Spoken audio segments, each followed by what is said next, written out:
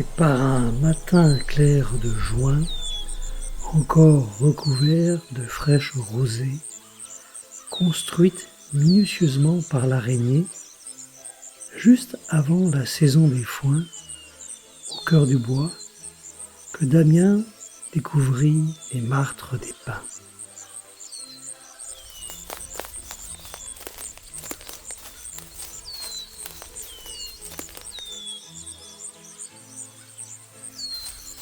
Elle était là, au cœur de la forêt, dans son habitat préféré.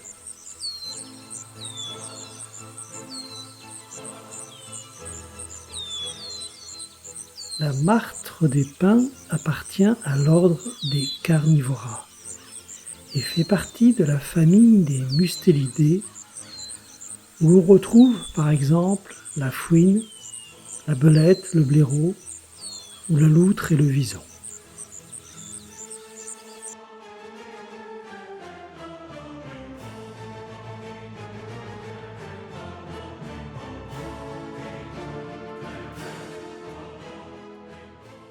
La martre est un petit mammifère carnivore, au régime malgré tout varié, que l'on rencontre abondamment dans les bois d'Eurasie. Elle ne s'approche pas beaucoup des habitations humaines, contrairement à sa cousine la fouine, qui a plus un comportement ripicole. Elle préfère les boisements denses, forêts de conifères ou forêts mixtes, avec d'éventuelles brèves excursions le long de leur lisière.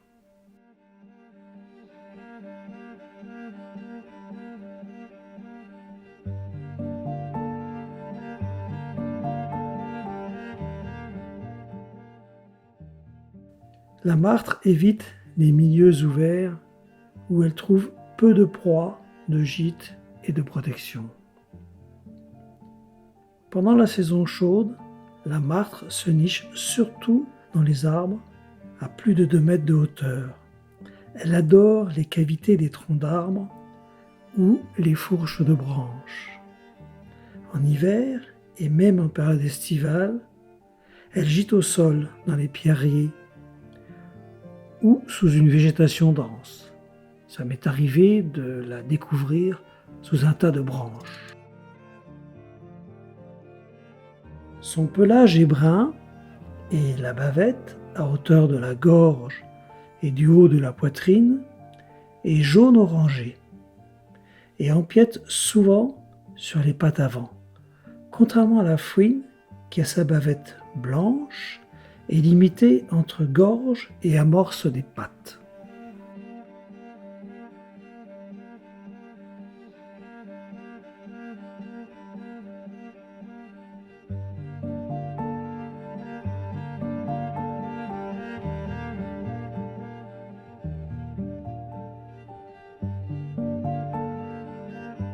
Les deux juvéniles attendent patiemment le retour de leur mère, qui devrait, comme à son habitude, ramener le repas du jour.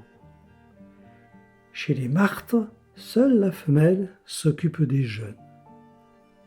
Ces juvéniles se disperseront bien plus tard, au début de l'automne, à l'âge de 3 mois environ. Ils atteindront leur maturité sexuelle entre 2 à 3 ans selon leur sexe. Les femelles ont une seule période d'accouplement, entre juin et le mois d'août. Si la parade nuptiale se déroule sur 15 jours, l'accouplement, lui, se fait au sol et dure environ 90 minutes. Mais dans la forêt des martres, écrasée de soleil et de chaleur au cours de cette année caniculaire, d'autres espèces naissent à la vie.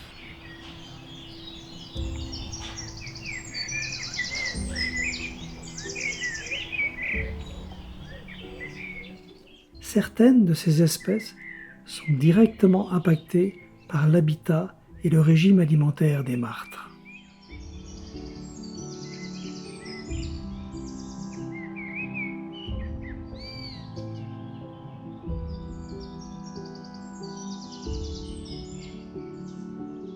Le pic-et-pêche, par exemple, et son cousin, le pic noir, en surveillance constante des prédateurs, sont bien heureux d'avoir conservé leur loge et d'être en mesure de nourrir leurs oisillons. Les martres ne sont pas passés par ici, pas encore.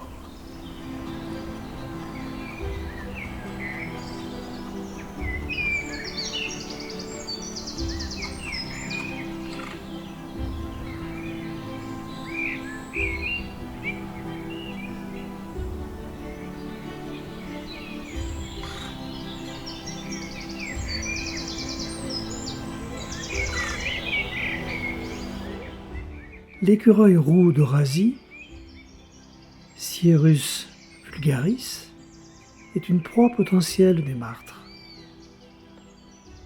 Mais son agilité et sa vivacité le préserveront peut-être d'une prédation de ces mustélidés des pins. La nature a ses lois implacables.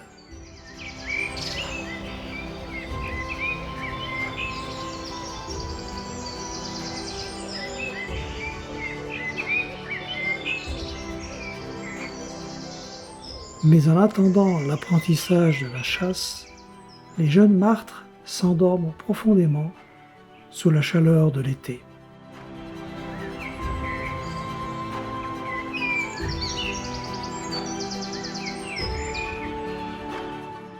Et ce n'est pas une chute de l'arbre qui va les détourner de cette sieste méritée.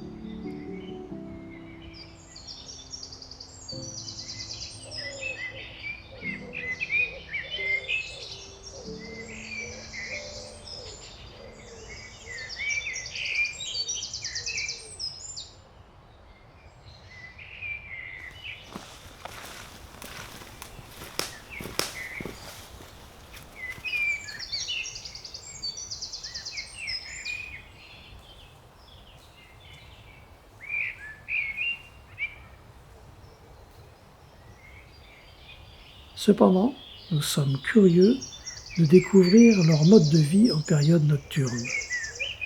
Une caméra automatique est un précieux allié pour cette observation en toute discrétion.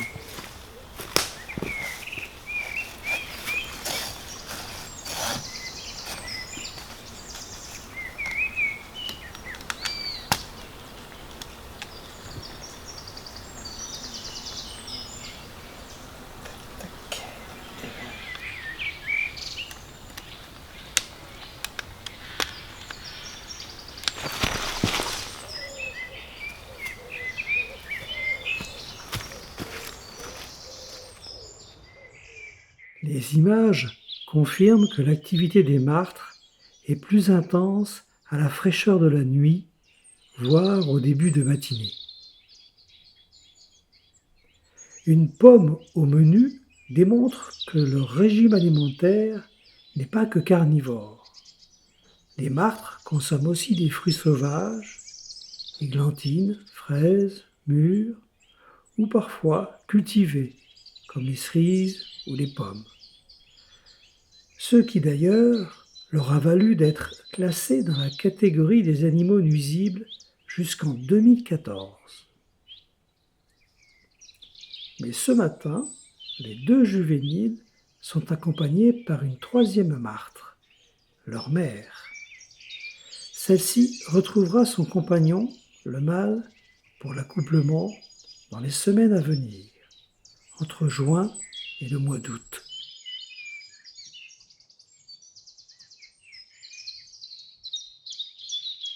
La période qui sépare l'accouplement de la mise bas, naissance des nouvelles générations, est très longue, entre 259 et 285 jours.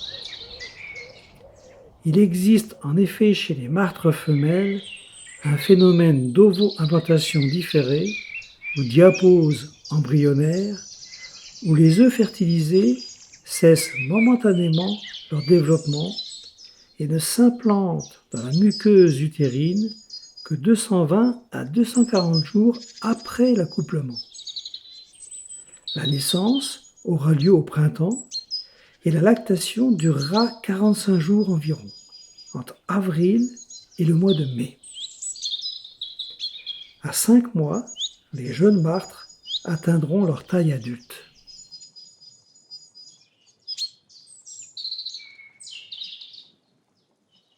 En attendant, les deux jeunes martres sont rassurés par la présence de leur mère et poursuivent ensemble la sieste de la journée.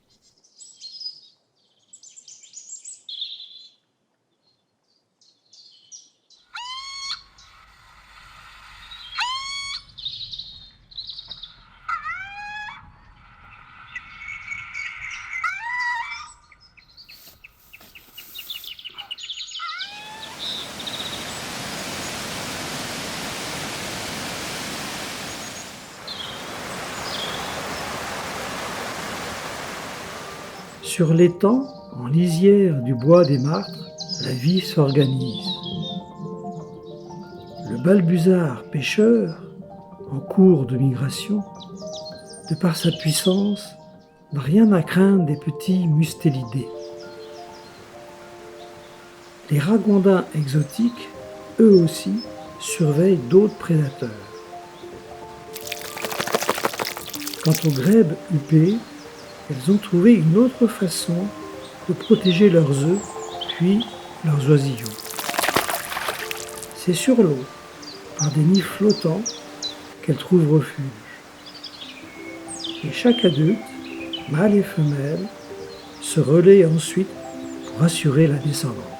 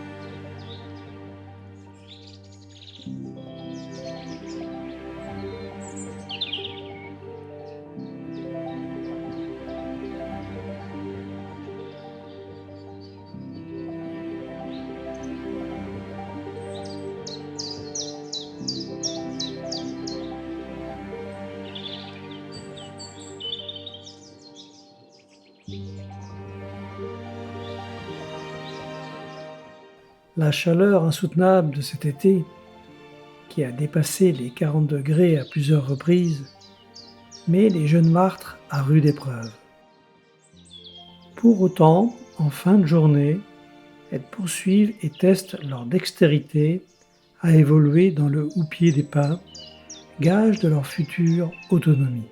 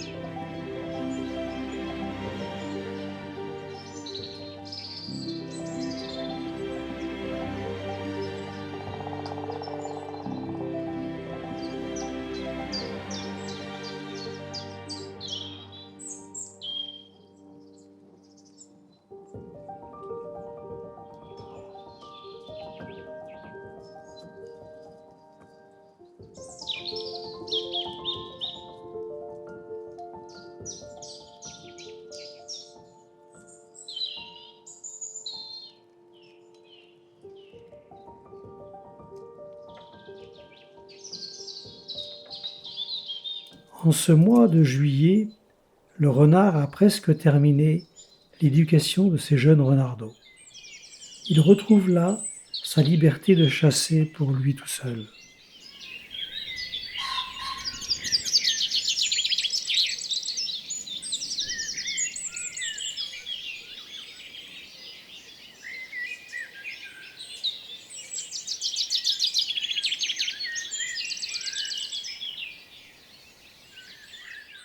Le brocard, le mâle du chevreuil, est en pleine période de rut et poursuit la recherche de ses chevrettes pour assurer la reproduction de son espèce.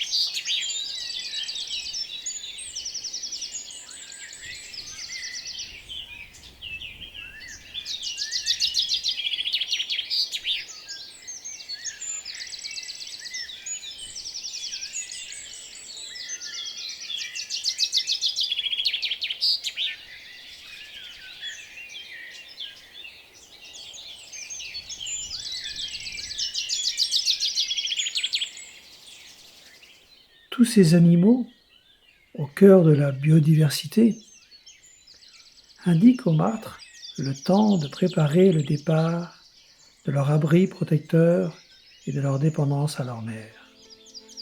Ceci, malgré les dangers qui les guettent, car elles se doivent d'apprendre les fondamentaux de leur prochaine indépendance. Indépendance qui va les amener à vivre une douzaine d'années dans leur biotope préféré.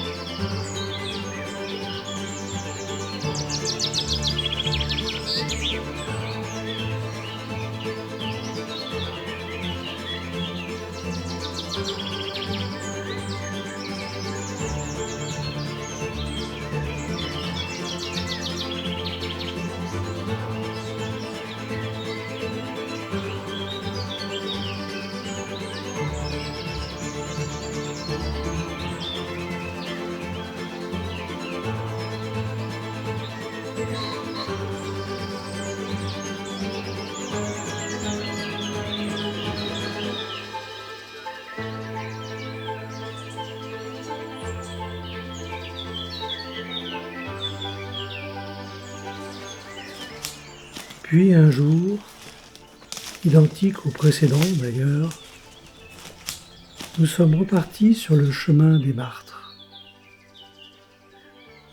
Mais au cœur de la forêt, sous l'arbre des mustélidés, seules les feuilles tremblaient au vent frémissant. Les martres avaient déserté leurs branches coutumières, elles s'étaient lancées dans le grand bain de la vie.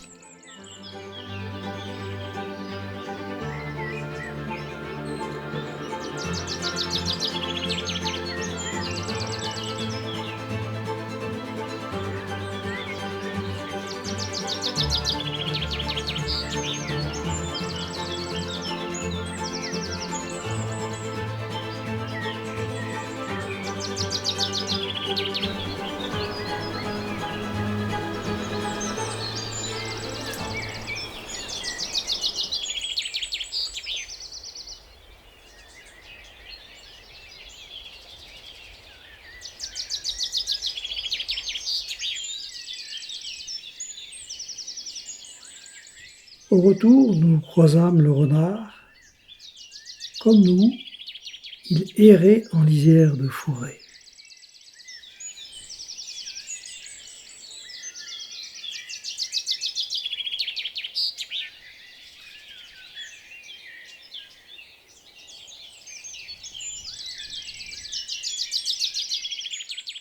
Mais la nature reprenait vite ses cycles d'existence.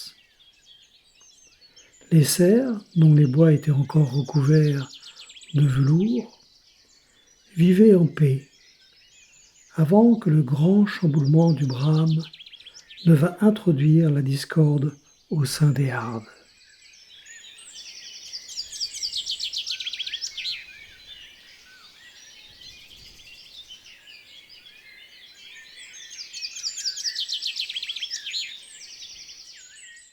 Mais en attendant, la forêt savourait la première averse de l'été, source de vie pour tous.